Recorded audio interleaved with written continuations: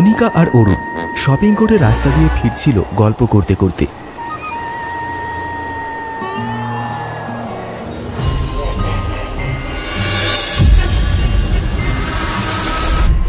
তোমাকে বললাম ওই ইয়েলো কালারের কুর্তিটা নাও, ওটা আমার অনেক পছন্দ হয়েছিল।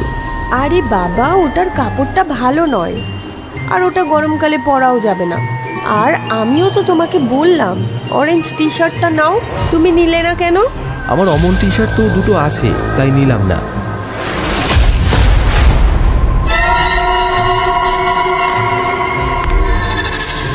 আচ্ছা ঠিক আছে বাবা, আমরা নেক্সট উইক আবার যখন যাব তখন তুমি পছন্দ।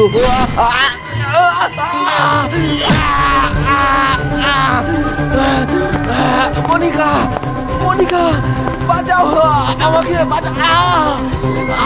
ওরা আমাকে মেরে ফেললো। আমি তোমাকে খুব ভালোবাসি মনিকা, ভালো।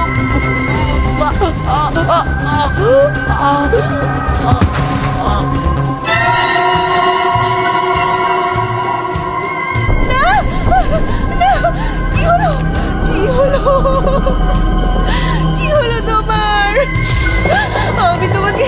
আমি তোমাকে কিছুতেই কিছু হতে দেব না। আমি তোমাকে ছাড়া বাঁচতে পারবো না অরুণ, অরুণ, অরুণ,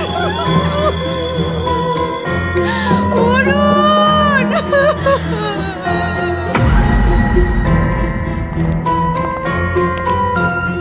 বাতাসে আছড়ানো ঝড়ের মতন অস্থির মনিকা। তার বুকের ভেতরে এখন শূন্যতা, চোখে অশ্রু জমে আছে। দুদিন আগে কিছু লোক তার প্রাণের প্রেমিক অরুণকে হত্যা করেছে। এটা তার বিশ্বাসই হচ্ছে না। মাঝে মাঝে ফুপিয়ে ফুপিয়ে কেঁদে উঠছে সে, আর মোবাইলে তার ছবি দেখছে বারবার। তুমি আমাকে ছেড়ে যেতে পারো না অরুণ,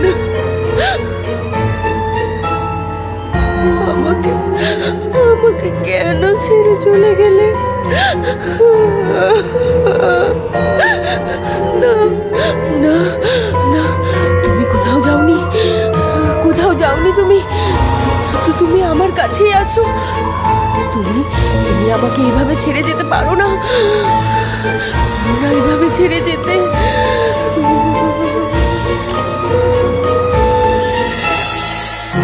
মনিকা জানতে পারে পাশের বিল্ডিংয়ে 3 জন লোক অস্বাভাবিকভাবে মারা গেছে।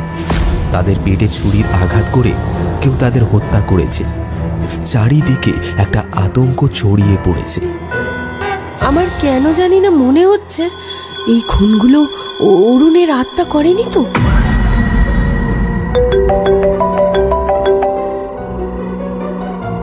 হ্যালো, হ্যাঁ বলো। তুমি কোনো চিন্তা করো না, আমি সব কাজ ঠিকঠাকভাবেই করেছি। রাত গভীর, বাবা মা বাইরে গিয়েছে কোনো একটা দরকারে। মনিকা একাই বাড়িতে। হঠাৎ ঝড় বৃষ্টির তোড়ে বিদ্যুৎ চলে যায়, গোটা ঘরটা অন্ধকারে ডুবে যায়। মনিকার বুক কেঁপে ওঠে। তখনই সে দেখতে পায় ঘরের কোণে একটা অস্পষ্ট ছায়া নড়াচড়া করছে।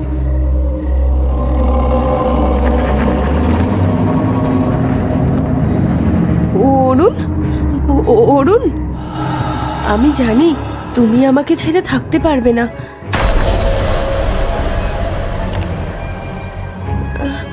অরুণ, আমার সামনে এসো অরুণ, অরুণ, অরুণ। কোথায় তুমি? আমার সামনে এসো অরুণ। কিন্তু কোথাও কোনো সাড়া শব্দ নেই। শুধু ঘরের কোণ থেকে এক ঝলক ঠান্ডা বাতাস এসে তার গা স্পর্শ করে। শিউরে ওঠে মনিকা।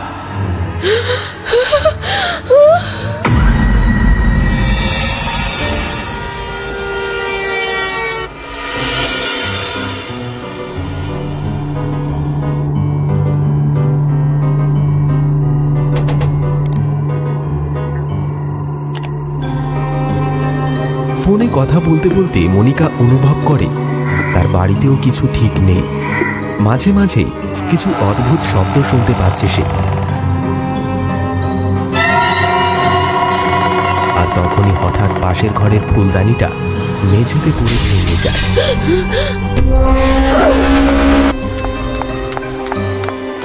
মনিকা ছুটে গিয়ে দেখে কেউ সেখানে নেই। সে ধীরে ধীরে ঘরে ঢোকে।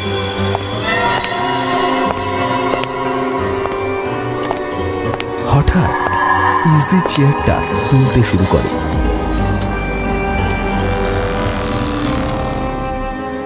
মনিকা ভয় পেয়ে যায় আর ভয়ে ভয়ে ঘর থেকে বেরিয়ে আসতে থাকে। এমন সময় অরুণ ফিস ফিসে গলায় মনিকাকে ডাকে।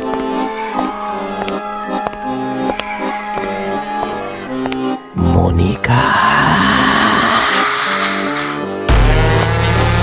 মনিকা ঘাবড়ে গিয়ে এদিক ওদিক তাকায়। অরুণ আবার তাকে ডাকে, মনিকা।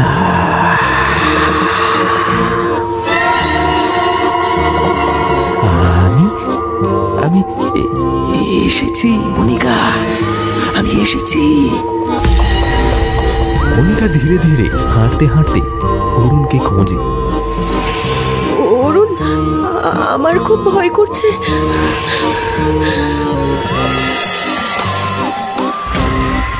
এমন সময় হঠাৎ সে অনুভব করে তার হাতটা যেন কেউ ধরল। বরফের মতন শীতল সেই স্পর্শ। আতঙ্কে জমে যায় মনিকার শ্বাস। কিন্তু একটু শান্ত হয়ে সে অনুভব করে সেই স্পর্শ অরুণের মতোই মৃদু। আমি আমি তোমার অরুণ মনিকা। মনিকা, আমি তোমার অরুণ। না না, অরুণ তো মারা গেছে। এই অরুণ আমার অরুণ নয়, আমার অরুণ নয়।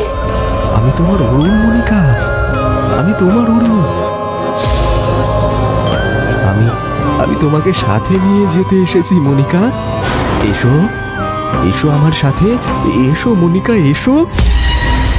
এমন সময় মনিকার বাবা মা এক তান্ত্রিককে সঙ্গে নিয়ে বাড়িতে প্রবেশ করে। আর সাথে সাথে অরুণের আত্মা কোথায় যেন অদৃশ্য হয়ে যায়। তোর কোনো চিন্তা নেই মা, এই দেখ, এই তান্ত্রিক বাবাকে নিয়ে এসেছি, উনি সব ঠিক করে দেবেন। আমরা বুঝতে পেরেছিলাম তোর সাথে কিছু একটা ঘটেছে দুদিন ধরে। আরে মা, এই দুদিন ঘরের মধ্যে আমি কিছু অবাস্তব ঘটনা লক্ষ্য করছিলাম। তোকে নিয়ে আমি খুব চিন্তায় ছিলাম রে মা, তাই এই তান্ত্রিক বাবাকে নিয়ে এলাম। এবার আপনি কিছু একটা করুন বাবা। আমি এসে গেছি, তোদের আর কোনো চিন্তা নেই। তোরা হোম যজ্ঞের ব্যবস্থা কর।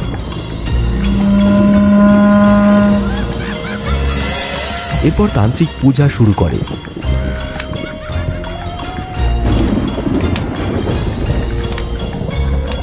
রাত ভোর যজ্ঞ চলে। শেষে তান্ত্রিক বাবা মনিকার হাতে একটা লাল সুতো বেঁধে দেন। তারপর তান্ত্রিক বললেন, এই লাল সুতো আমি তোর হাতে বেঁধে দিলাম। 3 দিন হাত থেকে খুলবি না। 3 দিন পর এটাকে আগুনে পুড়িয়ে ছাইটা জলে ভাসিয়ে দিবি, তাহলে তোর অরুণের থেকে মুক্তি ঘটবে। ঠিক আছে বাবা, তাই করব। আর হ্যাঁ, এই নে, এই ফুলের মালাটা অরুণের ছবিতে পরিয়ে দে। এই কথা বলার পর তান্ত্রিক সেখান থেকে চলে যায়।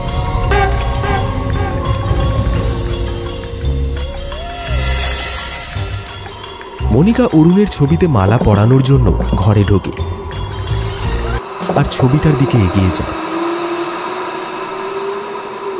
মালাটা পরানোর সময় তার হাত থেকে কখন যে সেই লাল সুতো খুলে নিচে পড়ে গেছে মনিকা সেটা লক্ষ্য করে না। মনিকা অরুণের ছবিতে মালা পরায়।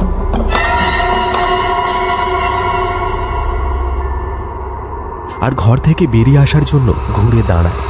এমন সময় মনিকার মুখে একটা অদ্ভুত হাসি ফুটে ওঠে। এতদিনে আমার শান্তি হলো। অনেকদিন আগে থেকেই আমার পথের কাঁটাটাকে সরানোর চেষ্টা করছিলাম। এতদিনে নিশ্চিন্ত হলাম। তুমি আমাকে এত ভালোবাসতে অরুণ, তাই আমি কি আর তোমাকে নিজের হাতে মারতে পারি? তাই তো 3 জন লোককে সুপারি দিয়েছিলাম তোমাকে মারার জন্য।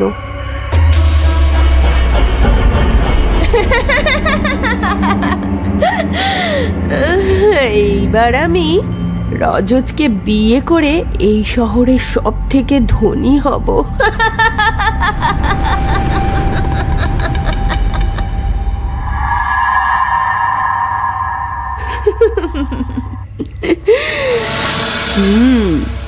অরুণ, তুমি কত যে বোকা!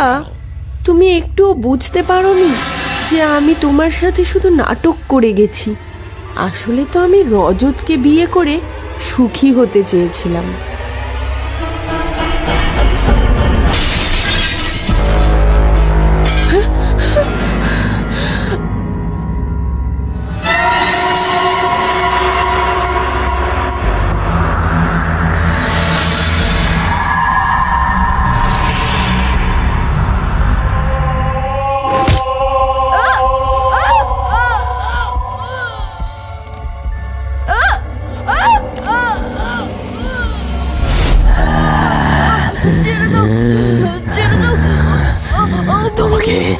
তোমাকে আমি আমার প্রাণের থেকে বেশি ভালোবাসতাম মনিকা।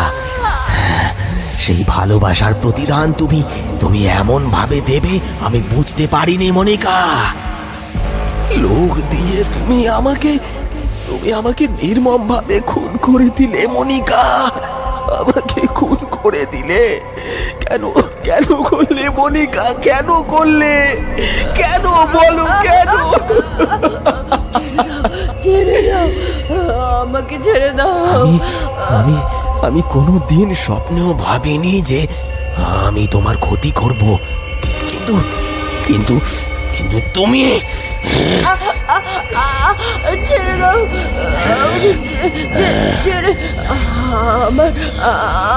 আমার ভুল হয়ে গেছে। ভুল তো আমার হয়েছে ভুল। তোমাকে ভুল বুঝে তুমি ভাবলে কি করে মনিকা যে আমি তোমাকে ছেড়ে দেব? তুমি ঠান্ডা মাথায় প্ল্যান করে আমাকে খুন করেছিলে। আমাকে তুমি বুঝতে দাওনি যে তুমি আমাকে ভালোবাসো না। আর আজ বলছো ছেড়ে দাও। তোমাকে না মারলে আমার আত্মা কখনো মুক্তি পাবে না মনিকা, কখনোই মুক্তি পাবে না।